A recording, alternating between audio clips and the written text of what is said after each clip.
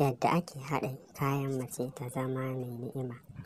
Za ki samu kwakwa guda 3, manja cokali 3, kokumba da kurkur. Ki samu waɗannan kayan da na lissafa ki haɗa su waje ɗaya ki kwaɓa, amma kokumba sai kin markaɗa kin tace ruwa sannan ki zuba a kai ki kwaɓa. Ki ba shi kamar minti 10 ko 20 ya soma, sannan ki shafa a jikinki. Ki ba shi awa guda sannan ki yi wanka da sabulun Ghana ko sabulun Salo.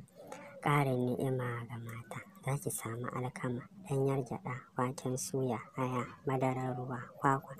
Ki samu alkama kofi 1 da ɗanyar gyaɗa kofi 1, sai aya kofi 1 da waken suya kofi 1, sannan kwakwa ƙwallo 2 ki jiƙa ki markaɗa sannan ki tace ki bar shi ya zama gasara, sai ki rinƙa damawa kamar koko, ki zuba madara ta ruwa.